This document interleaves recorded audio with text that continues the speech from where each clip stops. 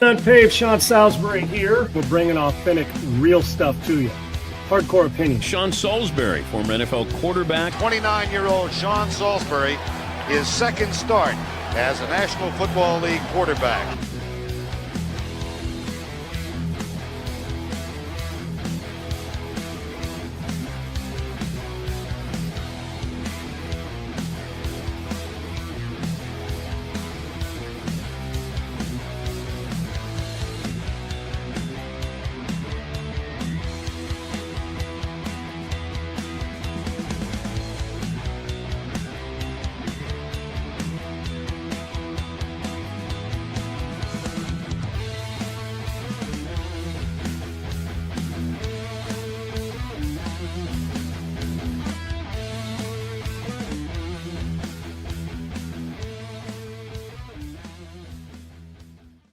What's up? It's Unpaved. I'm Sean. My guy Adam Sager's here as well, at Sean Unfiltered, at Adam G. Sager on Twitter. Great to have my co-host here. Sager's got a lot to discuss today. Free agency, franchise tags, those who aren't going to get franchise tag that had a hero Sunday at Super Bowl Sunday. We've got spring ball starting, USC starting their spring ball. The depth of the football team, stories, and how important is spring ball to the fall that we'll discuss. NIL, Mississippi don't want to tax their NIL money, so they keep them in state segs. Talk about putting a fence around the state. But those of you who work to pay every day are going to get taxed. It's craziness. It is crazy how we continue to entitle and coddle our athletes, and NIL has taken over everything. It's become the most important thing in the world when it comes to college sports.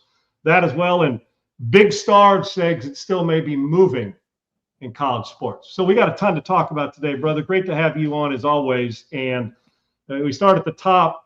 Segs, are you a spring ball guy?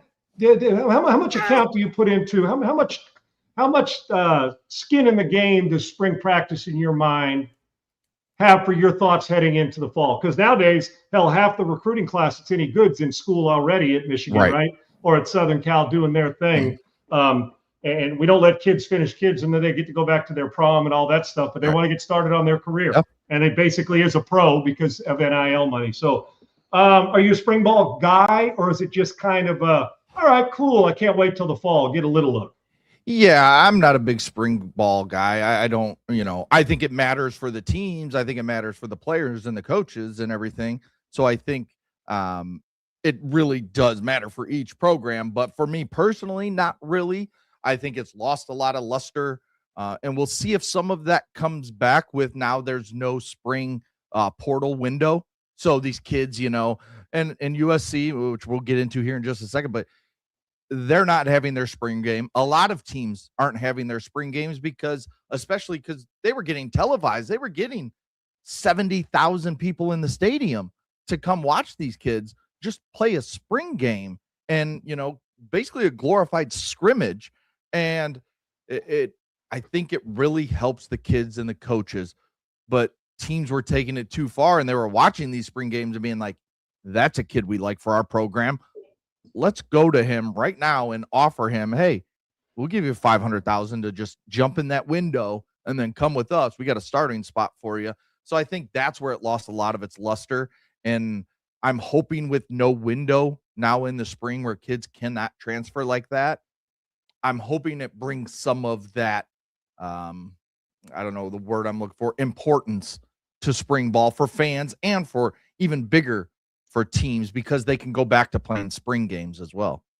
Yeah, it's an opportunity, Segs, and it has lost luster. When I played, but back when we beat the dog shit out of each other in spring practice, we did. There were certain drills. The quarterback was live too, because they wanted the real. I mean, short of don't hit him in the knee, but if you're going to thump him. You try not to bring him to the ground, but when you got somebody staring down the gun barrel and you got to deliver the football, that is football, not 7-on-7. It was a chance then, a true chance. I remember after my freshman year, John Mazer, who I love dearly and was a really good player. John was a redshirt freshman who started, and we were 1 and 2 and 3 in the country the whole year, Segs. Matter of fact, that was Marcus Allen's last year. He won the Heisman, and we were really friggin' good. And we're one of the favorites to win the national championship. We didn't get there. We got upset twice along the way. But John and I competed. John won the job. I was backup. True freshman, redshirt freshman was how it went. We had a good quarterback room with some veterans too. But I thought to myself, okay, and it did. Speaking to transfer portal, I thought, okay, because BYU had wanted me, McMahon was leaving, and I'd almost gone there, right? And I thought, man, and everybody said, well, don't you want to go throw it 50 times a game and all that? So after I played in the game against Penn State my freshman year, I contemplated, okay, well, I'm a Trojan, but where's the best for me moving forward? Would it still be going back and compete? It kind of tells you what it's like today and then, Segs. And I talked to my dad. He said, go compete for this job. Now that you're going in, you got a better idea. Because I thought, do I up and go now and get in, transfer to BYU was at the top of the list. They weren't coming. And I thought, because I turned them down in recruiting, they were number 2 when I finished. And I love Lavelle Edwards, and Norm Chow was such a great coach. And I thought, well, do I want to go? And my dad and I talked, and I said, I'll never forget this, Segs. I said it, and I got interviewed by the LA Times after the season, knowing that John Mazur was just a redshirt freshman and was a starter and led us 9-2 record or 10-2, whatever it was, and we lost the bowl game. John was a good player. And I was the number 1 recruit in the country and all that, and not arrogant, but that's the way it was. And so spring ball was important.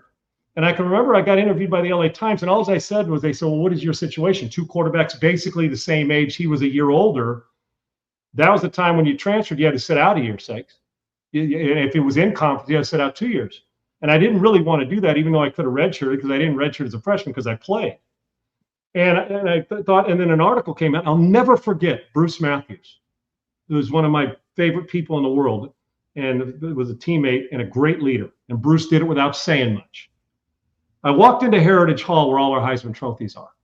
The article came out. I didn't say I was transferring. I said, well, I'm going to weigh all my options, spring training, spring practice, see what happens, and I'll weigh my options about what I'm going to do moving forward.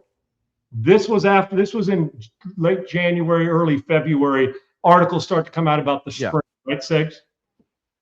And Bruce walks up to me and says to me, we had a meeting. We're at the bottom of Heritage Hall, and we went at the same time. He looked at me and he grabbed me. He said, you're not transferring. He said, what did I read today? Now, Bruce had another year. What did my sophomore year? There was in a year Bruce would end up being a first-round draft pick the next year. And it hit me because Bruce didn't say much. But he worked his ass off. And here's an All-American that's going to be one of the top linemen picked, and now is in the Hall of Fame. Yep. Just like my dad would. And he said, what is that I read today? I said, well, I didn't mean it. It wasn't like a threat. I just was, talking too much as a freshman where they ask a question, you got to answer, right? And he said, no. He goes, you get upstairs and get ready for spring and go compete. You're not leaving. I'm telling you verbatim what he said to me. And it mirrored what my dad said. I really wasn't, just one of those, you just kind of, what I did is I spewed out my thoughts, which I should shut up, right?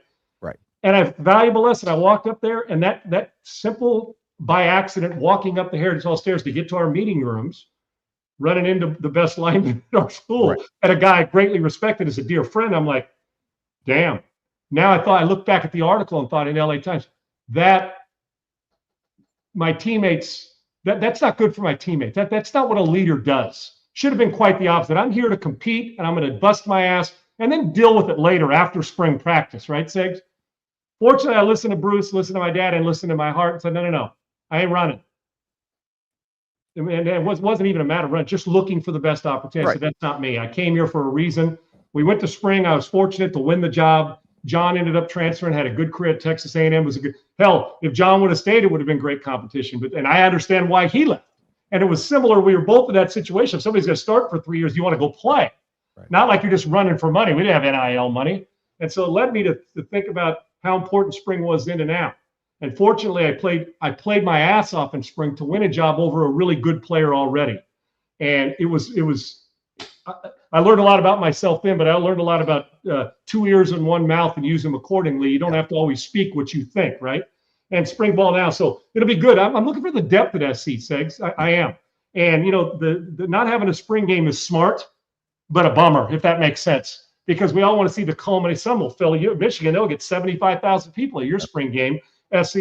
But the risk factor doesn't meet the reward. It just doesn't, Segs, right? You want all your alumni coming there, so you'll invite them out to practice instead of the big spring game where it's live and your backup running back blows out a knee. So I do get it with scholarships and with the way it works and how important depth is and attrition. So it's not the same, but Segs, I can remember, dude, our spring ball was tougher than fall practice. It was tougher than games a lot of times. So imagine lining up live in Del Rio, Bickett, Sam Ono, Rex Moore, Tim McDonald, Matt Johnson. You go across the defensive line, we were loaded. Yeah. And every time you came to that line of scrimmage, everybody was trying to win a job because the backup can start at 50 other schools. And so it was physical. And John Rod, that's how we got in shape. We beat each other up. And it has completely changed. But I can tell you one thing, you may beat us in the fall, but you weren't bullying us. Right. And so it's always trying to find your depth and trying to find it. And nobody's worried about Maeva in the spring. We're worried about the backup now, right? What happens if he misses a game or two? And that's what spring's about. It's kind of gauging in a finesse way with some physical mixed in of who we are, and really seeing how these new coaches apply to installation and how these people take on some new verbiage, these players that they're about to face. Spring ball was always every day. So you're commenting, it's spring, you're thinking about grades and doing all that, but then you think, I got to go win this job. Nowadays, it's a little different. If two guys, but if you're the starter, you're really not battling to win a job. You know what I'm saying? You just got to keep it. If you're Lincoln Riley, okay, and you're looking ahead, how much are you working with just Jade Maeva for this next year versus the younger quarterbacks who, you know, we all expect Maeva to go out, have a really good season, be in the first round talk of quarterbacks next year. So where does Lincoln Riley really put spring when it comes to spring practice with Maeva versus the young quarterbacks? How would you navigate that? So that's such a great question. For me, I look at my quarterbacks as if you've never arrived. Does that make sense? Yeah. Because the second I start to allow that to creep in, that we back off on him in the spring or any other point, I don't give a rat's ass if it's saying it, Ohio State, I don't care. Yeah. Is not every rep is good rep, and not standing over watching is always good rep too. Plus, I want to keep him rolling. Listen, does a throw in the spring make any difference to the throw against you guys in the fall, Segs? Absolutely not. But does being there and present and going back to good stuff that you were taught in the spring, we all want something we can call on. Now, he'll call on some of the things he did in the fall good and some things he didn't, but spring is a validation of what you've done and a culmination, but leads into, I just never want my starters getting comfortable. Now, when I say comfortable, I don't mean I want them to play stressed, but I don't want to get them so comfortable that they think I've arrived and that I really don't need to get better. Because if I send the message in the spring to Maeva, to our quarterback, to starting running back, to Julian Sayin at Ohio State, to Underwood at Michigan, if I send the message, you're my starter, you've arrived, there's that little edge that goes off. I always want that edge. Bruce Matthews also said to me, for 20 years of playing pro football, 19 of them, I think it was, Segs, and in college, do you know that every day as an All-American and as a first-round pick and as a Hall of Fame guy, every day he showed up to practice, he was nervous and afraid to death because he thought he wasn't any good? That's crazy. This is a Hall of Famer we're talking about. That mentality has to stay. So I'm still trying to put, without Maeva getting hit and all that, I still want him with the new guys and the stuff we're doing to just kind of carry. I don't want him idle, I guess is what I'm saying, or his mind, Segs. I want him to continue to build the confidence. He's got a couple new receivers, so you want to get that down. Does it affect the fall on one throw? No. But there is the confidence that's built with the guys around you. And I also want the optics of the backups and my starters watching him. How does he go to work? What does he do? And I think you can get easy in the spring. Now, if it was a spring game, Segs, would I play him much? No. I'd treat it like a preseason game. Then I get all the other guys to work because I know under fire what he's done. But I don't want him to get laxed into the point of mentally and emotionally thinking, I've arrived. Because he hasn't. Go back and look at a couple interceptions in the bowl game. He's got to stop those. Yet he's a really good player and projected first-round pick. So with him or any other position, I'm getting as much work as I can without slowing down the process of developing the other guys that need real, I'm talking about stuff firing by them on drills like blitz pickup, go in there, but I don't want him getting too comfortable where, oh, you take today's practice off. No. You're still going to compete and show people how to do it instead of tell them how to do it. So while I need him to get work, I also have to figure out with our backup being gone to LSU, how good the rest of the roster is. Because in truth, 22 guys aren't going to be starting 12 games this year. Yeah. So you better figure out what the depth is and the attrition that happens. And I think something also that kind of lacks when it comes to spring practices, and it's just you're not getting to see any of it. So, I mean, spring games is where you kind of get to see the culmination of the spring practices. It's a fan thing more than anything. Yeah. If you don't have that on TV, let's say, or, if Michigan doesn't have it on the Big Ten network or Ohio State or whoever, as a fan, you don't get to watch it. So you don't, for me, I'm more into obviously spring training baseball, opening day baseball. College basketball is huge right now with their conference tournaments getting ready to kick off here in the next couple of weeks. And then the NCAA tournament. You've got football, NFL offseason stuff with free agency, the combine, the draft. So that's where spring and even the NBA is starting to come down to the end, even though I don't watch a whole lot of it. And then I know for you, the unrivaled 3-on-3 women's basketball is huge right now. Can't wait. Their playoffs just started. So got the clock set by it. Don't kid yourself. But let's turn to the NFL. Real quick, Seg, let me say one last thing. If I come out of this spring, healthy, seeing what my depth is, but number 3, the thing I'm most excited about, honest to God, is Lincoln Riley sitting back and seeing the energy of Gary Patterson's implementation of this defense. I'm excited about it because, listen, I don't care if we played one spring practice. What I can promise you in the fall is that USC will move the ball around and score. It doesn't matter if they have one spring practice or not. Lincoln Riley will devise enough to get you in the end zone a lot. The 2 things that we got to make sure that when you're getting in the end zone that you control is how dominant is our defense, especially in a Big Ten and when you're dealing with Big Ten and SEC to get to the national championship and a few ACC and Big 12 teams.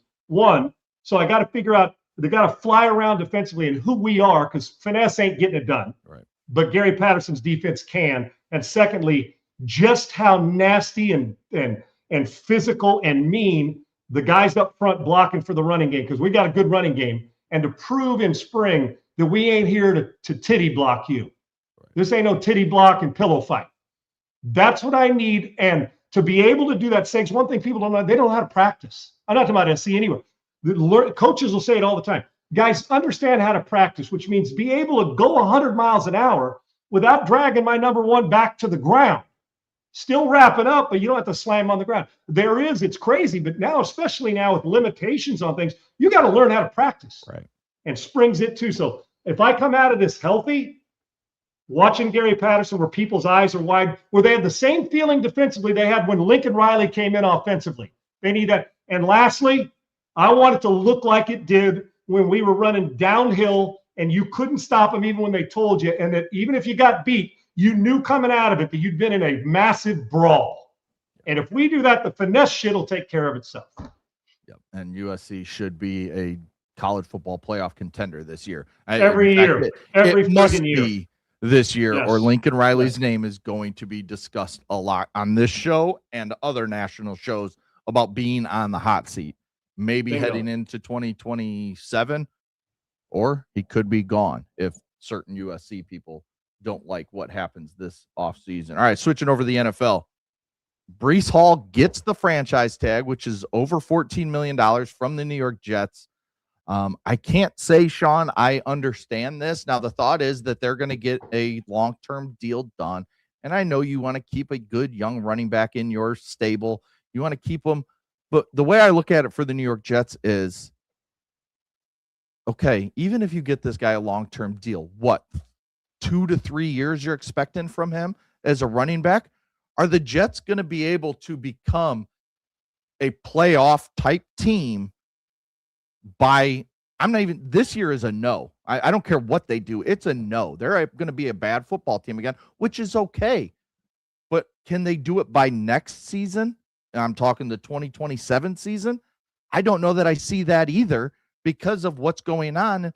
They could have another coaching change after this season if Aaron Glenn goes out and sucks. So I don't understand giving a running back a $14 million deal, pushing him right into the top 5 of running backs when it comes to a contract, and then or giving him a big long-term deal because you just gave him value by tagging him. So now he says, okay, you want a long-term deal? There's my value. So now you got to pay him. I just don't understand what the Jets are doing here. Do you think differently? Do you agree with the Jets? Where do you stand on Breece Hall and getting the franchise tag? 100% with you. You know how I am about trying to keep my best players. Right. But my best players got to fit into where we're growing and what we're doing money-wise. They just do. And Breece Hall's a good player. Yeah. He is. Segs, we talked about franchising, and we both said you're not going to franchise him because that's going to put him in the $14 to $15 million range. We said it on the show. And it's not to diminish or shrink that he's a good player. But if that's where your money's going, no, the Jets aren't making the playoffs this year, and judging from the roster next year. Now, would I like to keep him? Sure. But you've also now made it more difficult on you to negotiate with him. Because if you're telling me $14 to $15 million is what he's getting as a top 5 running back in the franchise world, if you're his agent, aren't you coming back and saying, well, let's see, we'd like 3 years for average annual salary of this, we want this guaranteed. So are you going to pay him, what, 65, 70, $75 million on 3 years, whatever it is, Segs, you know what I'm saying, after you do the math, whatever. And the answer is no, he won't get through that contract. And you and I both know it. Not just, I'm not talking about production. I'm just talking about at some point in time, they'll come back and say, we can't afford to pay, you got to cut it. Yes. They just will. So you tell me, is it better to have spread the money around more, because they are 10 players away from being 10 players away. They are. And if you're not dominating the line of scrimmage, as good as this kid is, and he's a good player, it's going to fall. Yeah, it's great. We paid him and it's all that. But my question, I think they think it's going to be simple to give him big money. Right. It's not. They need a lot of changes. He's a good player, but Segs, I hate to say this. Is he McCaffrey?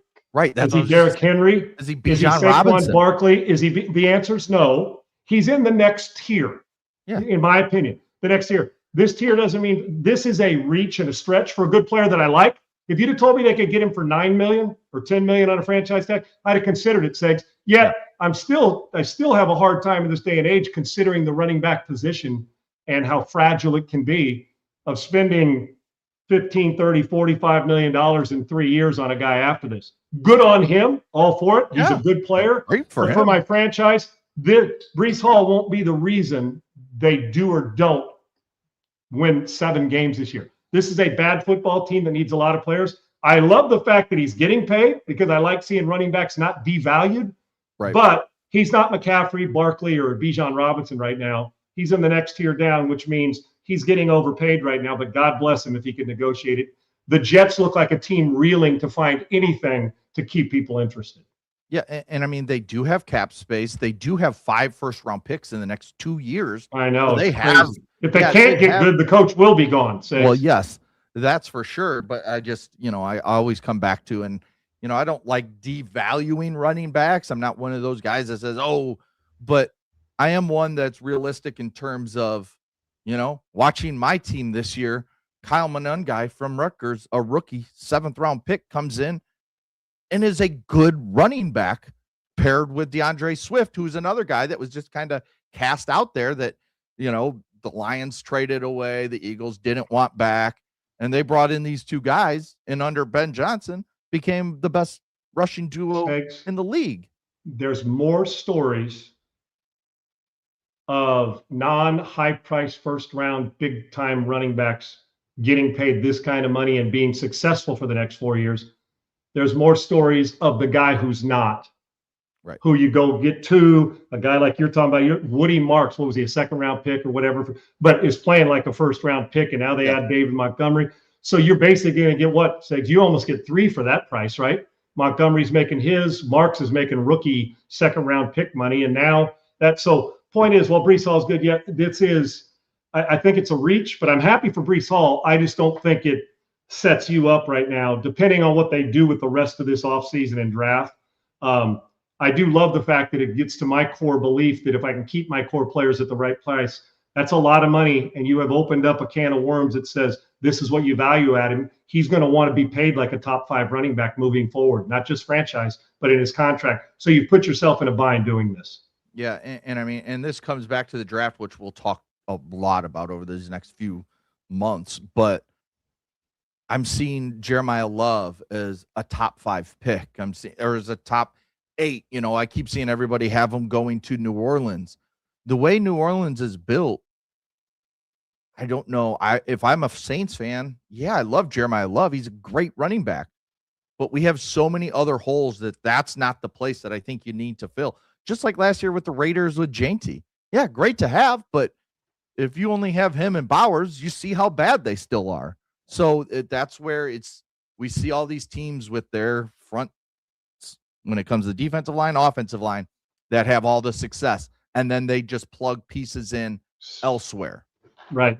You got to build that, Segs. Yes. And then add to. There's a lot of talented running backs that don't get pub, that if they got pub and were in the right situation would be running for 1,400 yards. They want everybody to be Bijan. They want everybody to be Barkley. I can tell you this.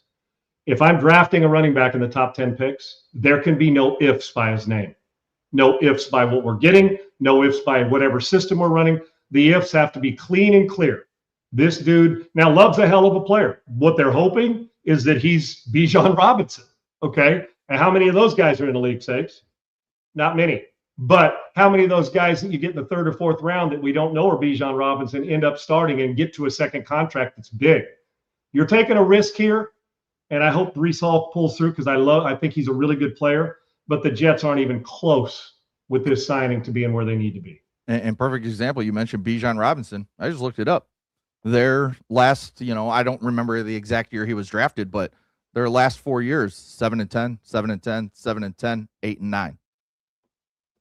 I mean, Bijan Robinson didn't make them a playoff. For the next 5 years, he'd be the first back I'd take too, Saints. Yeah. And think about it. And you haven't been to the playoffs with him yet. Right. Is that correct? Yeah, I don't think they've made the playoffs with him. So there you go. I don't think so. No. So, and Kenneth Walker will not get the franchise tag from the Seattle Seahawks. So Super Bowl MVP looks to be moving on. He'll get paid somewhere, but it won't be Seattle. And it's so, let me ask you this, because Charbonnet has the big injury that's going to keep him out most of next year. It'll be interesting to see what the Super Bowl champs do at running back. Okay, let's see. What would he get on the free agent market, Segs? What are you paying Walker on? Just give me not his overall contract, like a yearly salary. I would guess somewhere in the 12-ish range, 13. That's top level, right? Top. Yeah. Right? Yeah. And Super Bowl MVP. So what if you were the Jets and you said, well, we'll take it. We'll sign him for 10. I'm just saying, or 10 with a good bonus or guarantee, whatever it is, Segs. You're getting 10, 11, 12. I don't know. Yeah, I know that's only a couple million, but then you still got to negotiate what Kenneth Walker would have wanted in Seattle, more money. And he earned it by playing his biggest game and having a good season in the biggest game of his life. So you're exactly right. And Kenneth Walker will go somewhere and he will impact somebody else's team. So the running back position is a fragile position and it is a hit and miss. If you can get Bijan Robinson, great, or Christian McCaffrey, I don't think Breece Hall is either one of those. Kenneth Walker will find somewhere. Somebody's going to get a good player. Seattle's taking the risk, but so is the Jets by keeping theirs at $14+ million a year under the franchise tag. Yeah, and I just looked it up real quick. Saquon's making 20.6 per year. That's his average yearly. McCaffrey's at 19. Then there's the drop-off to Derrick Henry at 15. Now Breece Hall jumps into the fourth spot at the 14.29, 14.3 million with the franchise tag, and then Jonathan Taylor sits at $14 million. Yeah. So I'm not mad at Breece at all. I'm happy for him. Yeah, but I could tell you when the season's over, he won't be the 4th best running back in the league on the Jets team. Right. That I can guarantee you. And that's where you don't want to hear players complain about we're not good. Well, you chose to stay there. He didn't choose this because he got franchise tag, but if he signs the long-term deal, well, then you're going to get yours, which I have no problem with. Go get your money. Go get paid. You only get one career, right? Go get paid. And at that position, you're lucky to get to a second big one. Yes, for sure. All right, before we move on, talk NFL quarterbacks that could be free agents. Maybe the best player in the draft having some issues that could force him to drop. We'll talk about that. And then Maxx Crosby as well. But first, tell me about Augusta Precious Metals. Augusta Precious Metals. Guys, when you're protecting what you've already earned, IRA, 401k, it's not taxed when it comes to gold and silver and precious metals. Let's discuss moving forward how you're going to protect what you've already earned. Protect what matters most with gold and silver. Augusta Precious Metals is your premier gold IRA company. Diversify, protect, preserve, hedge against inflation. That's what this does. Precious metals, they are tangible assets. Protect retirement savings. That retirement you've already earned, is cash doing that? Physical gold and silver, education first approach, no sales tactics at Augusta Precious Metals. That's why I was drawn to them. Drawn to them because they're not pressuring you and hammering you over the head with something. They're trying to educate you so you know what's best for you, your family, your peace of mind, your security now, later, and in the distant future. How much time you have, how much money you have. Precious Metals. It's your premier gold IRA company. That is Augusta Precious Metals. Secure your future with tangible assets. Visit SeanBuysGold.com. SeanBuysGold.com. Gold and silver continue to rise.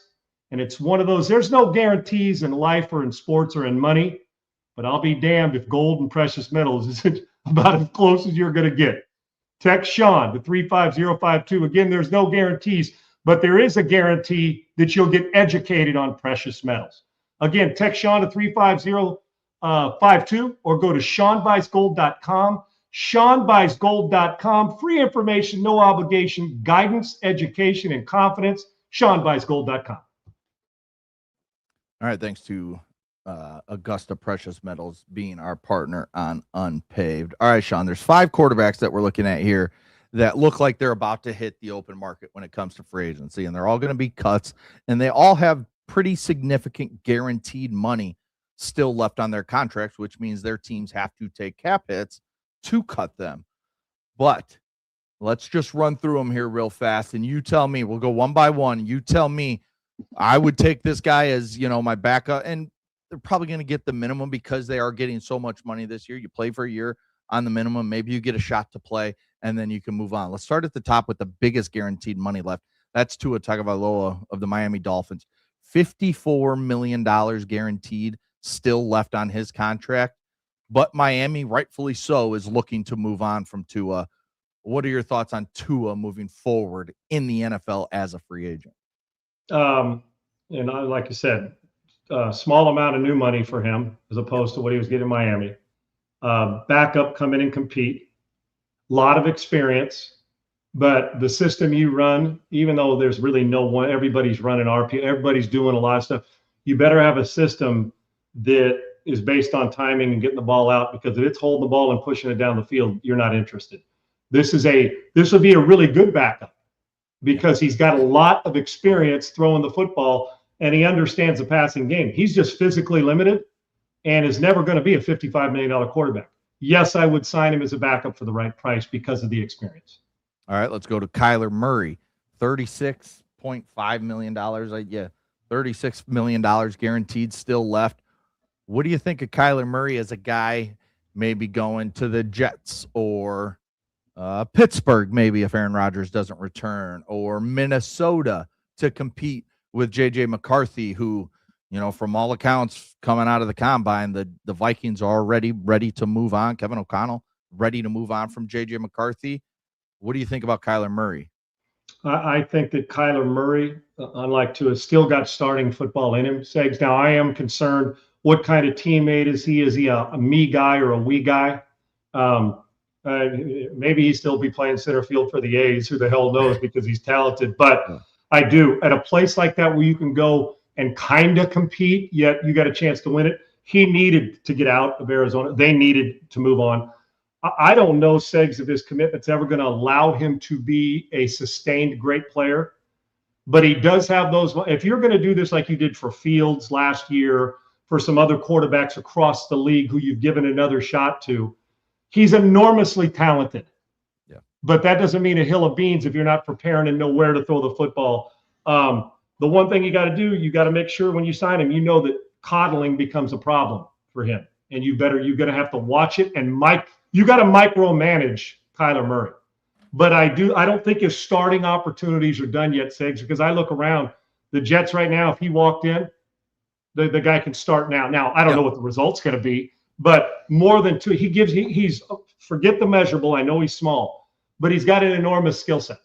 And so I do think by sometime in the fall that he'll be on, I mean, sometime this offseason, but when he's playing, he will start games, if not a full season, for one of these teams in the fall. So I think there's a handful, and you just named a few of them. For Kyler Murray, I wouldn't be surprised if the Jets, a team that's got all the pomp and circumstance and the attention, which he loves, wouldn't be a bad place. I still think they're starting football in him, but you better micromanage that quarterback. Geno Smith looks going to be cut with the Raiders, replaced by Fernando Mendoza, the #1 pick. What do you think of Geno Smith going into free agency? Had the great years in Seattle, kind of resurrected his career, and then goes to I almost said Oakland, to Vegas, to be the Raiders starting quarterback, and it all just kind of falls apart. And he kind of looked like the same guy he was prior to being in Seattle. So what do you think about Geno Smith as a backup? Do you think he has any starting left? Where do you like Geno Smith?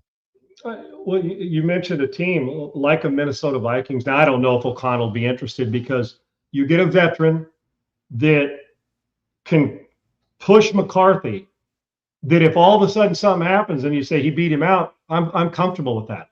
Because Geno Smith has seen rock bottom, and he's seen he's got a new contract, Pro Bowl. There, when we left him for dead as a quarterback, he was just a journeyman, and he reestablished it, got coached well in Seattle.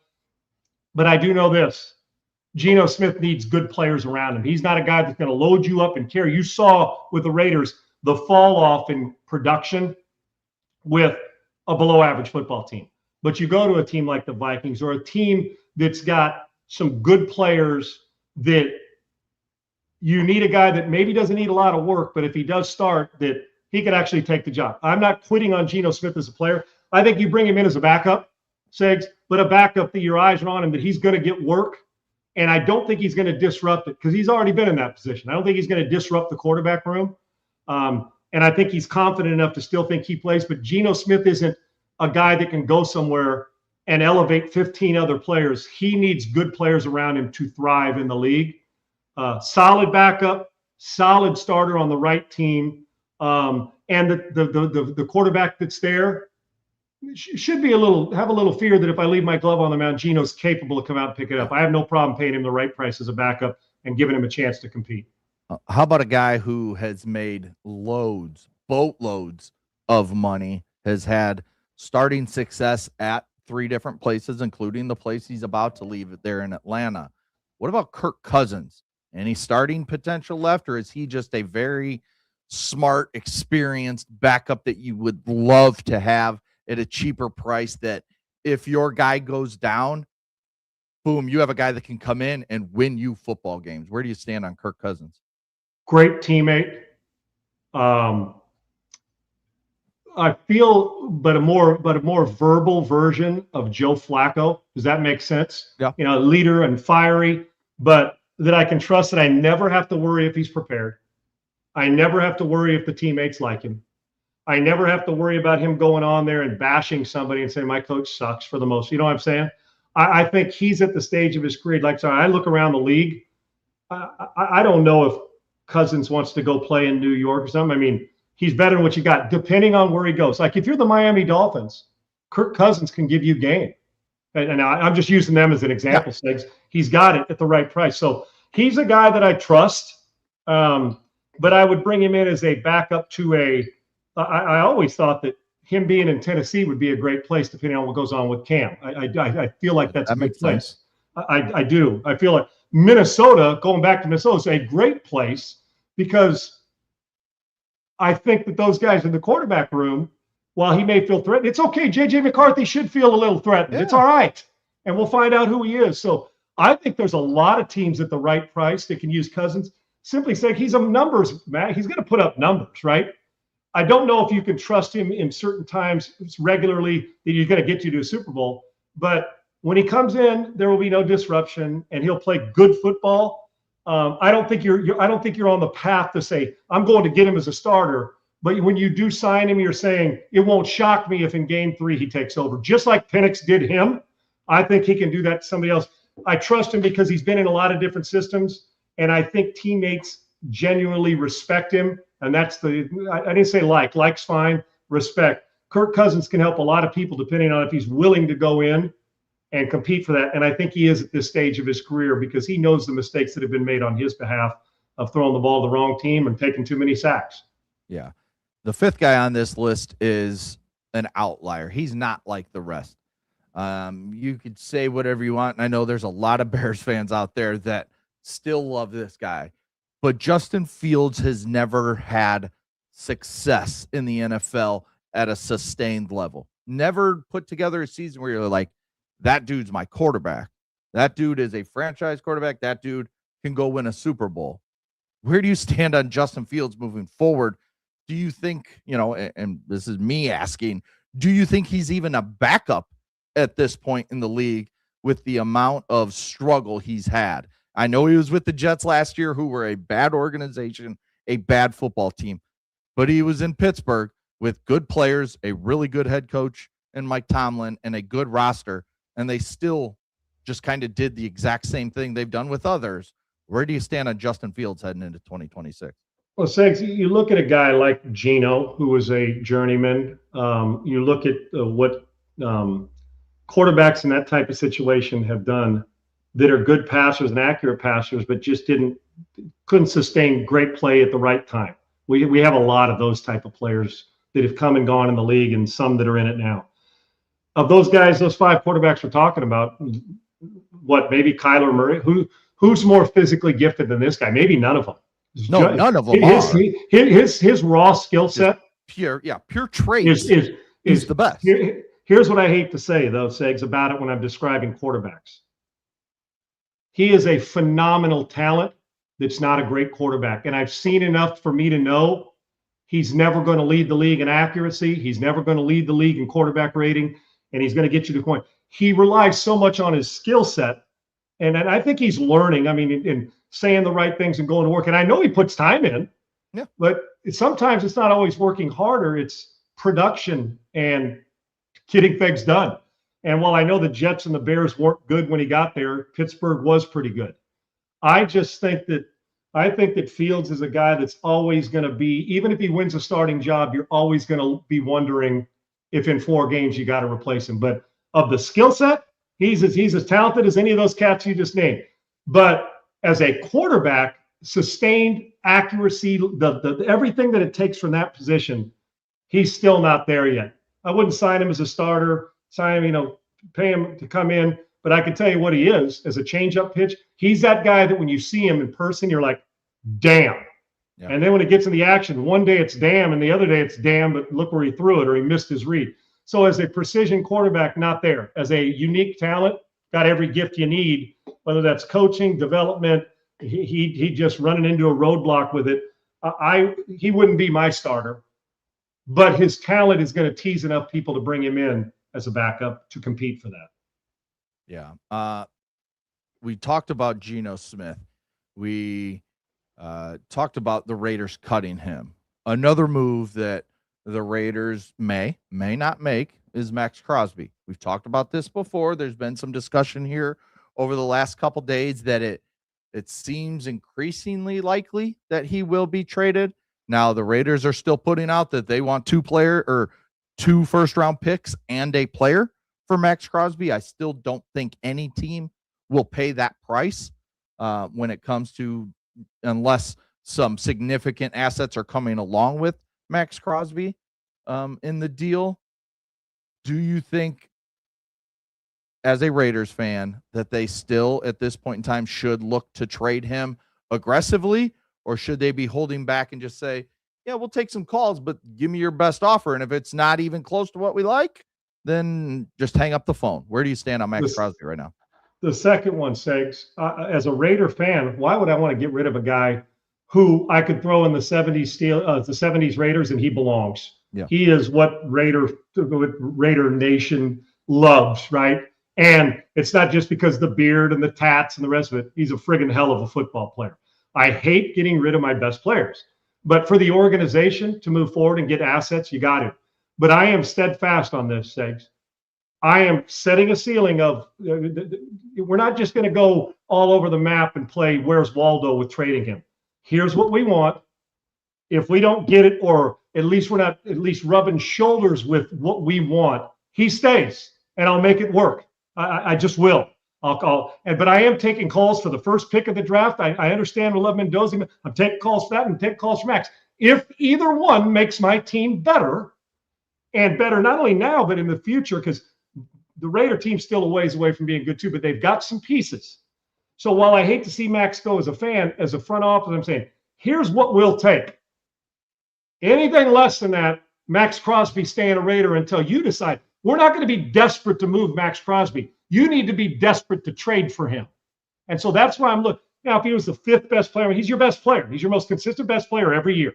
And Brock Bowers is probably that on offense right now in his infancy of his career. So while I am listening, and Maxx won't get offended, he knows the business side of it. Any call you make, I'm taking. I'm taking call for the running back as much as I love Genty, depending on what you're going to offer. But with this cat here, he's one of the unique ones in the league. I would stand strong on what I am asking for. And if you get close, then you got to decide, okay, are we going to be better without him? The one thing we do know, like you mentioned with Bijan Robinson, they're still an under 500 team with Maxx Crosby. So Maxx knows they got a lot of bodies and money and freed it up. I would hold fast on what I want if I would stay steady. And if they don't get close to it, you don't just ship him away because it looks good on your salary cap. You must get value for him.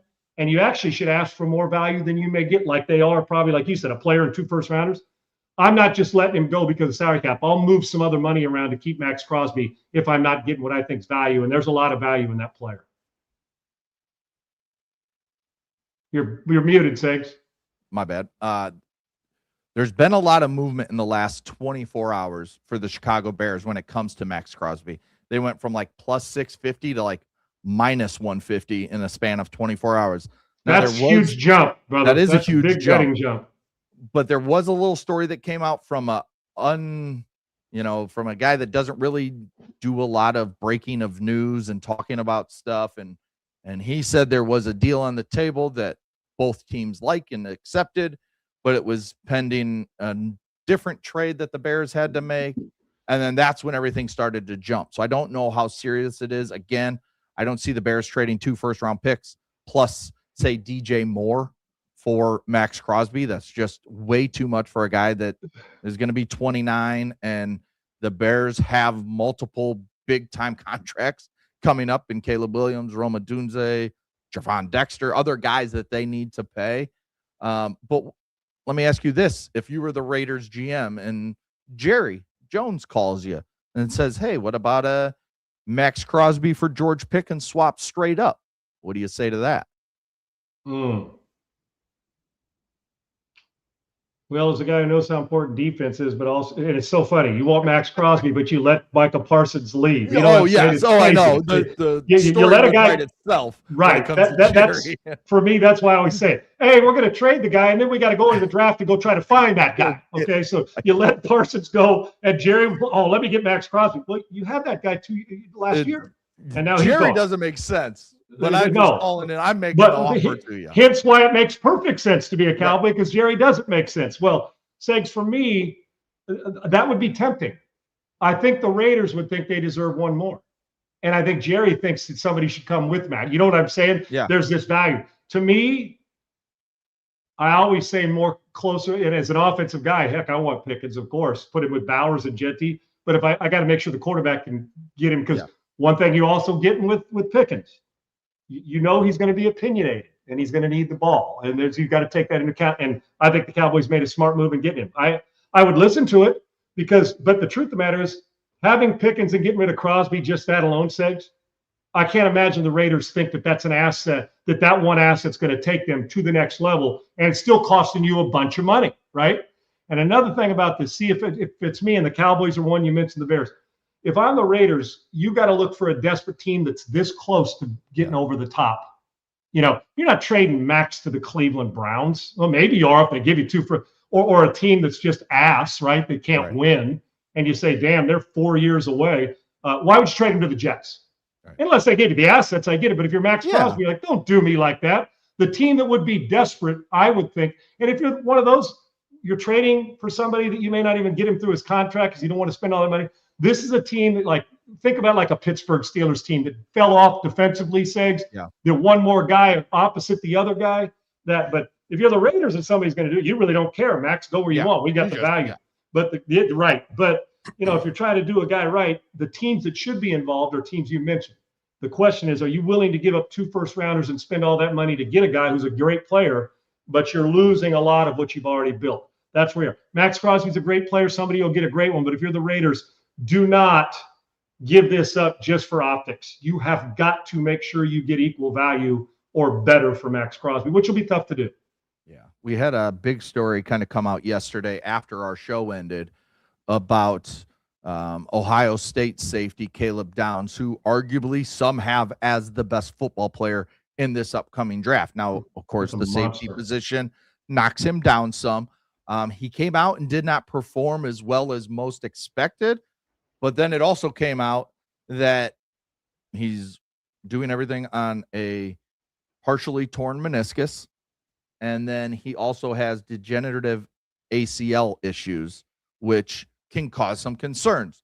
Last year, we saw Will Johnson, who was arguably cornerback 1 in the draft, fall all the way to pick 47 to the Arizona Cardinals because of something similar in the knee. Now, Will Johnson went out there as a rookie and was probably the best cornerback in the rookie class, arguably a top 5 defensive rookie in the league last year. So if you're a team and you're picking in that, let's say 6 to 15 range, and Caleb Downs is sitting there when you're on the board or when you're on the clock, what does this do to you as a team if you're thinking about drafting Caleb Downs? Well, I had a degenerative ACL and lasted 10 years. I was bone to bone coming out of school and played without an ACL, degenerative, and then it just, for the whole time. And this guy, while a better football player and got to be active in the rest of it. See that word potentially, with flagged with a potentially? When it comes to medical, how do we not, with all the MRI and stuff, how do we know? We should be able to know if it's either potentially or it is. If there's something there, it's torn a little bit. Right. If you which you can repair it, rehab it, and get it done. If it's degenerative, I would imagine the pictures would take. It's like, hey man, you got a broken bone in your wrist. Well, let me go get an MRI or an X-ray. They're not going to say potentially if you're just doing it right. It's broken or it's not. I mean, most of the time you can figure that shit out. Now, if it's I got tendonitis, well, okay, the old excuse everybody used to protect a player to keep him on a roster back in the day, like Washington Redskins used to do with 5 quarterbacks that they didn't want to give up. So listen, this is a football playing Jesse. And for people that don't know what that means, just think when you think watching a football player fly around, I don't really give a shit about this potentially degenerative. Now, if you walked in and said 3 years he'll be out of the league, different story. Yeah. If it's just, I kind of, one team has him as he's healthy and ready to go. One team's another. Oh, he's a step slow. I just know this. On tape, he shows up as good a player as there's on the field every friggin' week. So unless you can prove to me with pictures this guy's ACL is going out in 4 years, or you can prove to me that the fact that he doesn't run as fast as some other safety or a defensive back or a hybrid, whatever, if you can prove and that on tape he doesn't show up and he misses tackles, find me where he's not a football player and then he's got a degenerative ACL, we'll talk. But the potential word, save it. When it comes to medical, tell me what I need to know. And if you look at it and say, maybe 8 years, but 8 years from now with the way he hits, he may be out of the league anyway. 10 years with the way that guy plays. This is a football player that every team needs. Potential doesn't mean shit to me. I'm taking this guy where I love him. I don't care about combine freak or not. I know this. When you plug into tape and watch him on the field, the guy is always around the football. Phenomenal talent. Give me this cat any day of the week. Now, if you draft one guy higher, but don't diminish or shrink this guy's game, not you, but anybody, because of a potentially. If you tell me it's degenerative and he can't play anymore, or that he's got 3 years in him, that's one thing. I doubt that's the case. And I would imagine medicals for another team come into play. Give me this dude any day of the week. Stick him in a Raider uniform. I'll take him 6 ways to Sunday and 15 times on Sunday. Love him. Don't care about this. Yeah, and it's, with the way the ACL surgeries are so successful nowadays, I mean, pretty damn consistently, we see guys come back and they're damn near just as strong. If he has to get an ACL surgery in 3 years, you're still taking this football player. Yeah. Let me tell you something. He's the type of player that if you told me right now he's going to go get ACL surgery, it's not degenerative, he just needs surgery. Yeah. I'd still if I had him as the 12th best player in the draft and in my team, I'm still drafting him while he's rehabbing because I have a hunch in watching him play, the dude will put the work in to get himself ready to go. 100%. Okay, I think he's that good a football player. Hell, you saw him once a year, every year, sometimes twice. I mean, you got to see him plenty. Yeah, with Ohio State. You know what I'm saying? That guy's a friggin' good football player, man. And I'll take him. I trust his rehab and his, should I say, his grind as a football playing Jesse. I'll take him any day of the week. Love him. Yeah, it's always interesting to see what stories pop out of the NFL combine. And they all seem to come out now, and the closer we get to the draft. Yep, and fact, that's where fans need to understand that a lot of the shit that comes out is agent spin. A lot of the shit has come out is certain teams throwing shit out there that say maybe it's a team that loves Caleb Downs, and there is something there, and they're the ones that leaked it to whoever. Of course. Maybe they want maybe it drops Caleb Downs to them at pick 17 when he should be a top 12 guy, something along those lines. So a lot of the stuff you see, especially with free agency and everything, it's a lot of spin coming from teams and agents and just the way the system works now when it comes to the media stuff. Excuse me. No doubt. No doubt. And you know how I judge guys like him? How do you impact a football game when the ball's not in your hand? And as a defender, the ball's rarely in your hand. And as a guy who plays in the secondary, you're kind of removed from the line of scrimmage, yet he can play around the line of scrimmage. Point is, are you impacting the game every week, regardless? Even in their preparation on the other team, because you're a player, are we attacking different areas because of your presence? He's got presence. He's got leadership. I dare you to go into Ohio State's building and talk to anybody, backup, starter, coach, or anybody who's played against him and says, yeah, looks like a guy with a degenerative ACL. I'm not taking a chance. I think you'll get quite the opposite. Give me him in any room in the NFL, and I'll win with him. Yeah, and real quick, Ohio State potentially has 3 top 10 picks on the defense, and they all come from different levels of the defense. And Arvell Reese, the edge rusher / linebacker. Sonny Styles is kind of that same player, that freak show edge rusher / linebacker. And then there's Caleb Downs. Caleb Downs is the best football player of the 3. Now, the other 2 are talked about being going higher because they can rush the passer. They can get after the quarterback. Close to the disruptor, Segs, at the line of scrimmage. I'm just taking the best player out of the 3, it's Caleb Downs, hands down. Like there's no doubt. And you know what, Segs? Some guys run from contact. This dude initiates it and runs through people. I just love his game and his approach. Yeah. Real quick, we got just a few minutes left here. NIL in Mississippi is being talked about as becoming non-taxable. So any money these kids make NIL-wise at Mississippi State, Ole Miss, other schools in the state of Mississippi, they get $500,000. That doesn't get taxed. So, I mean, where do you stand? Now, of course, Texas, Tennessee, Florida, they all have the no tax already on income tax, right? State tax. Tax. Yeah. No state tax. So Vegas, us, yes, a handful of Florida, no state tax. Yes. Texas, so right. They don't get taxed on there for the state income. So it would be similar. But they still get federally taxed, eggs. Yes, they do. Yes, they do. Yes. But for a state to just choose NIL as the only thing to be non-taxed and not make it statewide for everybody is basically just saying, we need this because we want either our top recruits in Mississippi to stay home. We want top recruits from Florida to come to Mississippi because it's an advantage that, other states have, but it's for everybody in their state, not just college football, basketball, baseball players. Yeah, I get no state tax, but it's not like the people at the local high school that are going in get no federal tax, okay? Right. This is no tax, okay? They're not going to tax.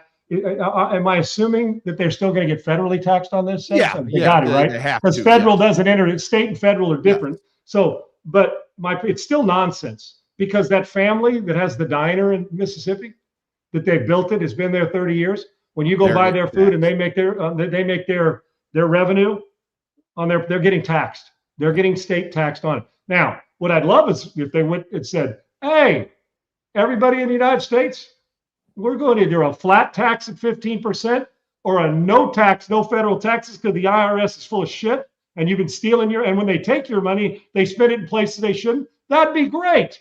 But no state tax on NIL. How much more are we going to coddle these kids and tell you that football is more important than a family of 6 that can't eat and paying state taxes? If you want to do it for the whole state, have at it. Don't call it an NIL tax, call it a no state tax. Go ahead. But the fact that we continue to coddle and do everything we can, I understand putting a recruiting fence around your state, Segs, or your area. They're doing it to make sure that that dude who's going to go to Alabama, the good recruit, stays home because, well, I'm getting, whatever your state tax percentage is, extra by not taxing. I get why they're doing it, but it's one more thing that just screw. How much longer are we going to treat NIL and transfer portal and college players as if they're more important than the family of 4 who can't pay their own bills because they're paying an overabundance of tax? To me, it's absurd. Give it to everybody. Implement. I got no problem. I want people to keep more money.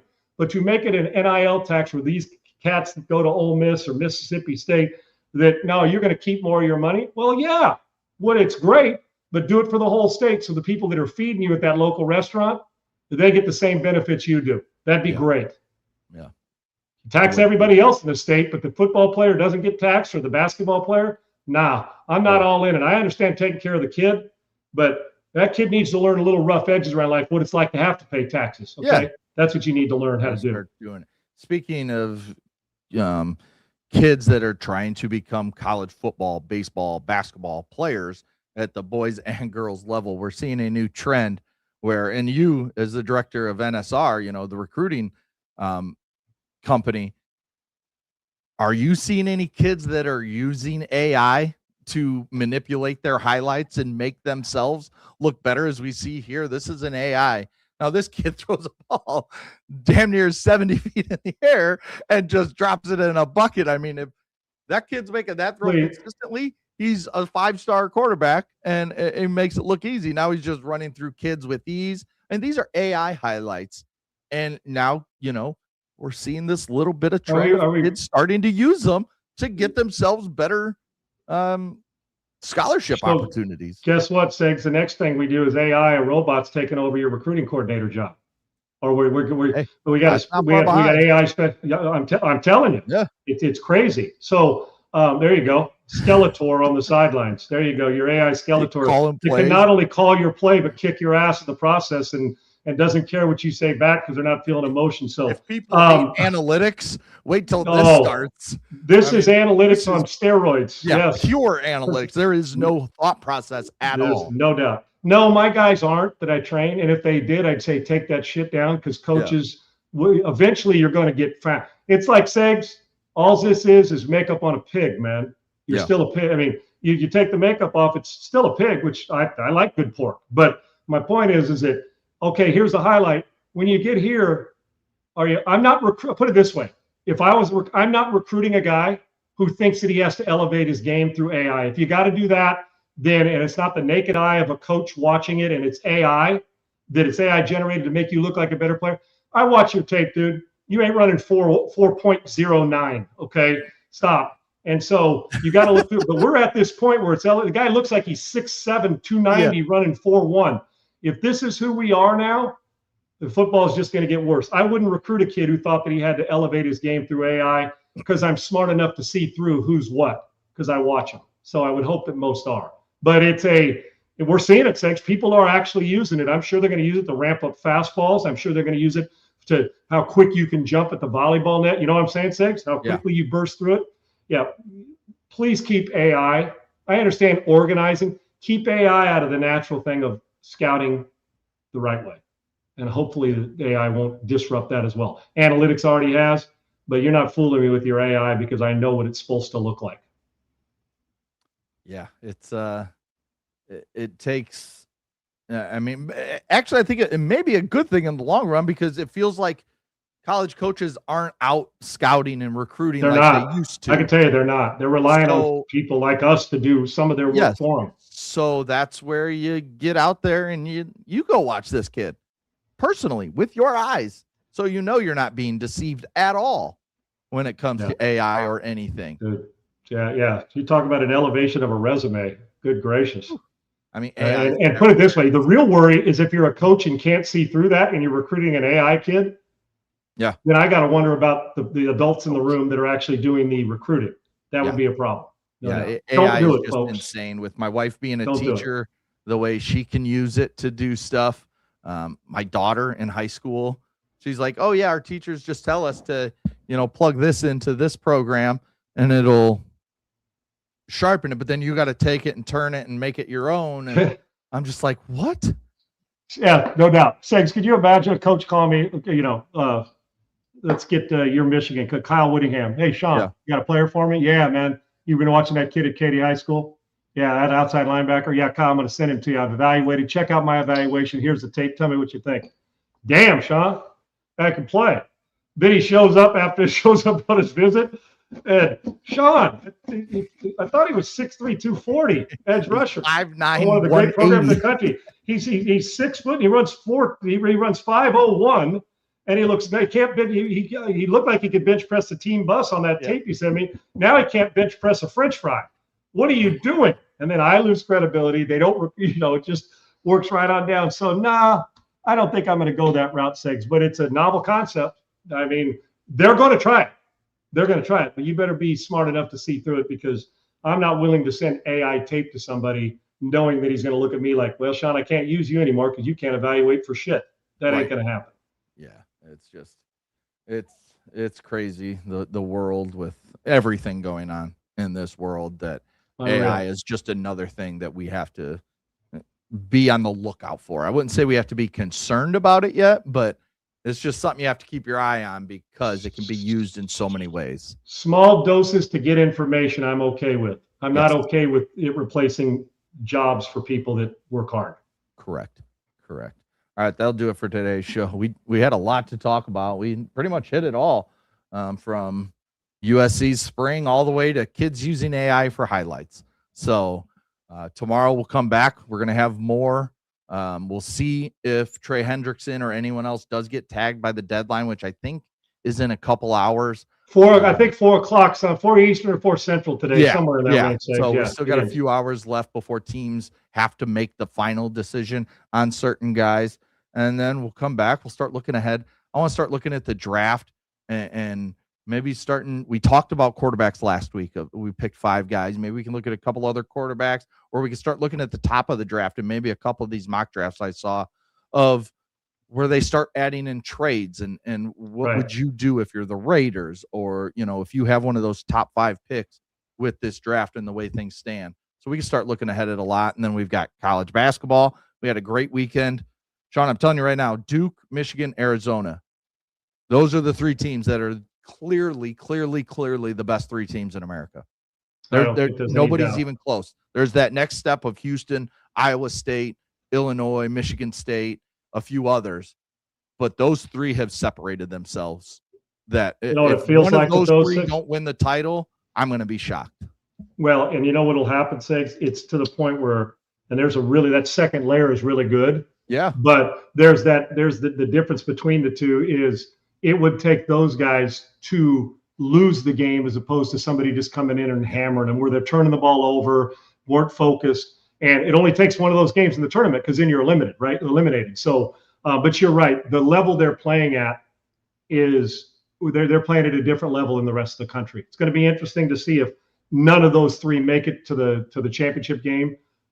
There's a potential that all of them can make it to the Final Four, which wouldn't shock anybody. They're going to have to, there's some teams coming. I mean, and we know that we know how the tournament gets, and you got to get on a run. But right now, the consistency of those 3 teams is a little bit better than everybody else. Yeah, and when you have 3 teams like this that are, they're putting up historic type seasons when it comes to their teams. You want all 3 of these teams in the Final Four. This is a year you don't want that Cinderella team to come in and make a run. When you have this good of teams, you want them all in there when it comes to where's this year? Indianapolis, I think. I don't even remember where the Final Four is. It's in Indy. Is it in Indy? Yeah. So I want them all there. I want the best basketball teams there. How do you feel about UConn's team? They're good. They're in that. You know my guy Danny. You know my guy Coach Hurley's gonna have him going, man. He'll have sure. Yeah, and he's worth the price of admission on the sidelines anyway, man. Yeah. Oh yeah. I friggin' love it. If they're the fourth team, I wouldn't care if those 3 teams are in. Give me Houston, Illinois, UConn. Yeah. That second level's really, put it this, we got a great second Iowa level, State. but the first level's playing good basketball, no doubt. Yeah, no doubt. Sure. And then we got the WBC starting here soon. Team USA, you know, it's going to be a fun There's even going to be more attention paid to that, Segs. This USA pride is even going to carry over. Why? Because they saw what happened in hockey. Don't think that there's not going to be some carryover in the pride and the uniform, and even taking it even more serious than you might have in the past. I like it, but I'm ready for the season. Yeah. Kind of like I want my guys with my teams, but I'm actually looking into it a lot deeper this year because of it, because of what happened and the guys like Skeens and Cal Raleigh. I want to see get after it, and I want to see them represent the U.S. It's going to be a hell of a fun time. And to me, this is the most interested I've been in that classic since it started. So I'm looking forward to it. And our hockey team has a lot to do with that. All right. Well, thank you for watching Unpaved, the flagship of USC football and Houston Texans coverage. Get over to YouTube at Unpaved Sean Salisbury. Hit like and subscribe to get all the notifications when we go live. Follow Sean at Sean Unfiltered, myself at Adam G. Sager. Thanks to Bailey, Laura, and all our viewers. Make sure you get on all your social media platforms, wherever you have an account, and find Unpaved. Like and follow there as well. Get all our clips that we put out daily for you guys. We'll be back tomorrow, 1 p.m. Eastern, noon Central. We'll talk to you guys later. Peace. Unpaved, Sean Salisbury here. We're bringing authentic, real stuff to you. Hardcore opinion. Sean Salisbury, a great NFL analyst, a former NFL quarterback.